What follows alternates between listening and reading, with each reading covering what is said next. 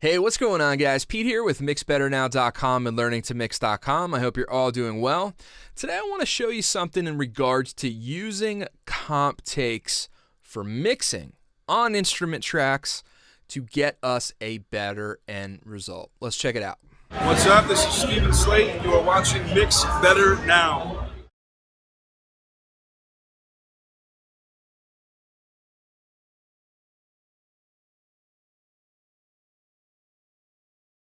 All right, so what we're going to be doing here today is I am in the middle of mixing an acoustic rock song, and I ran across an interesting situation on the acoustic guitar. Now, the reason this is important is because if you have an acoustic rock track, for me, the acoustic guitar is going to be the second most important thing in the mix. If you have a vocal, the vocal's always going to be number one. But because it is acoustic rock, the acoustic guitar really needs to sound good. It really needs to shine. It needs to sit extremely well in the mix. But I have the acoustic here in this kind of this lime green color, and I ran into a little bit of an odd scenario where I really need to mix different parts of this performance differently. So I had to come up with a workaround for it. I'll show you what I did in a second. First, let's take a listen here. We're going to go from the second verse into the second chorus. Pay attention to the acoustic. Here we go. Say it loud, no one else is speaking up. In a crowd, no one else is stepping up. A generation, no one really cares enough. And I just wanna try. Nights fade, plans change, promises get swept away. Words said I never thought we'd say before. You can't change and rearrange the thoughts in my head, and I've changed and you're not noticing. I never wanted to feel. I just wanted to say, to push and to pull, a trip, then a fall. Chances are, 'cause our headlights, they're not stars. These southern stars keep me going for miles and miles and miles.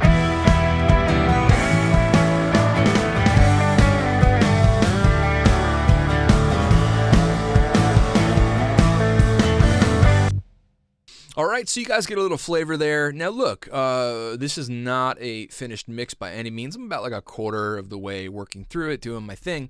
And the thing that I encountered here on the acoustic was just how wildly different the performance is all the way through. If we look at the waveform here, you're going to notice just visually straight away that there's a pretty drastic volume change from this area coming over to here. Now look, I love full performances. I love when a player goes all the way through. It gives it a really human element to the song. It's great. Some of my favorite records have that. But what I need to do here is I need to process this strumming, which is going to be the louder parts, differently from the soft picking that we have on these quieter areas. So I'll solo it up. Here is the flat picking.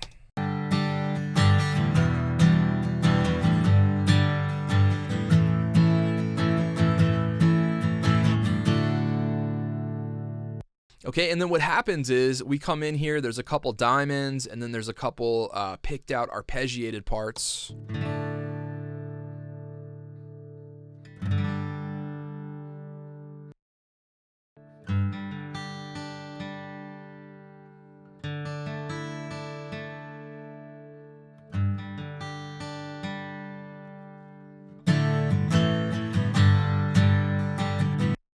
So the problem that I have is if I go about processing this in a normal way, for me, normal would be just taking this pair of mics and sending them to a bus, and then doing my usual EQ compression sweetening on the bus, or even processing them individually on the tracks.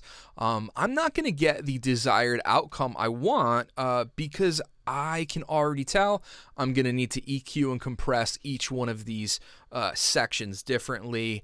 I'm not going to need quite as much low end on the strummed parts as I am on the definition and the articulation from these picked parts. So let me show you what I did to sort of work around this and get the desired end result.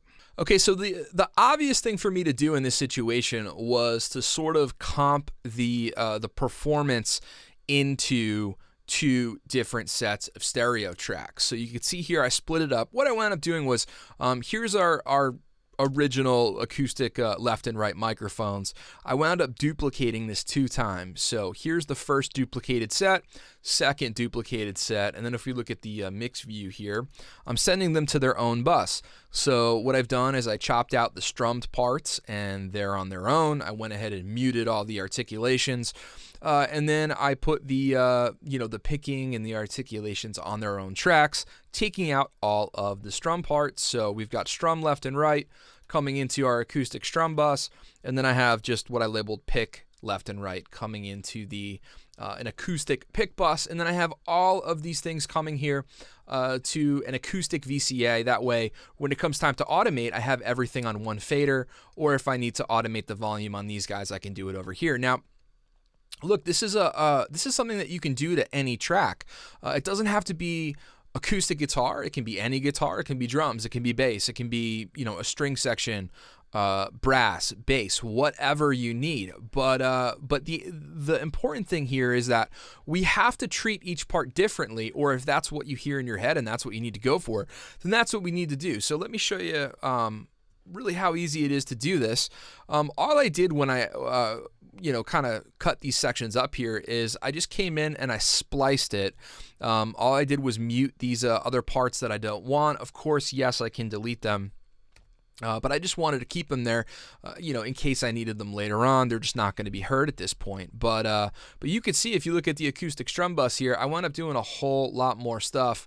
Many more stages of processing than I did to the acoustic pick. So let me show you what these sound like. We're just going to start kind of going from the strum part into the articulations. Now look, in solo these are going to sound a lot thinner than they do in the context of the mix, but it doesn't matter what they sound like in solo. So let's take a listen.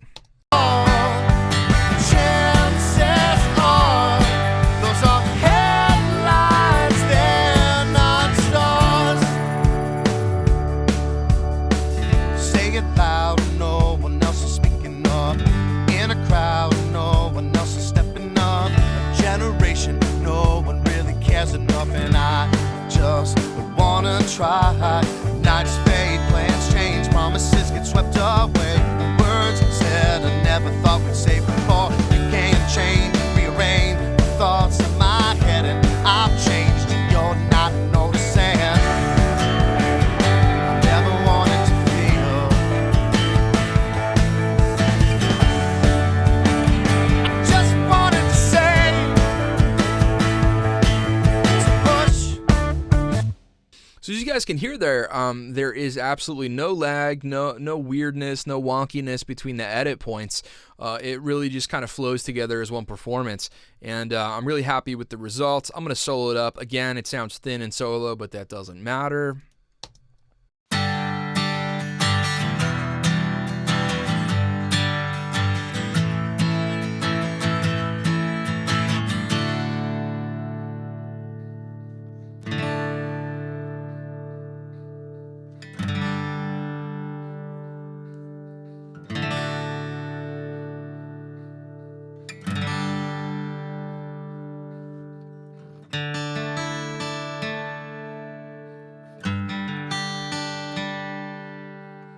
Can't change, rearrange the thoughts in my head, and I've changed and you're not noticing. I never wanted to feel. Pretty cool, right? And if we look at really what I wound up doing to these guys, here is the acoustic strum bus. So I wound up wanting to take a bunch of the low end out because I don't need all that bottom end in this, in those particular areas. The bottom end is going to be supplied by the bass. We've got a bunch of electric guitars. We've got a B3, okay, kick drum, all that stuff. So I wound up taking out, about 3 cuts down here, some lows and some low mids, just to sort of relieve some of that buildup. And then directly after that, I'm doing quite a bit of boosting in the mids, a little bit of 3K. We've got some 10K up top here. And then I'm bringing in the Moog EQ4 for some of that air band. And then I'm just compressing this with the distressor. Pretty gentle 3-to-1. slower attack, faster release, just kind of how I would handle that. And now what's different here is on the articulations, I'm going to need a little bit warmer, more body to it, a little bit more on the low and a little bit more on the high for that definition. So I wound up putting a 2-inch tape on here, a little bit of the Studer first up, and then all I'm really using is an SSL channel strip, and all we're taking out is just a little bit of, I don't know, maybe 550, some 600 there, and a little bit of 8K up top. And then that's it. Some quite different compression where I'm using like a 30 millisecond attack. So they're different, right? That's my point, is that I needed to get these two parts to be different to get them to sound and to sit exactly where I needed them to in the context of the mix. I do this on vocals sometimes where we have a performance in which I want to process the way the vocalist sings the verse differently from the chorus differently, okay? So anytime that you have an instrument performing something all the way through, don't be afraid to edit it, comp it together, splice it out, and then give each one their own means to process them differently.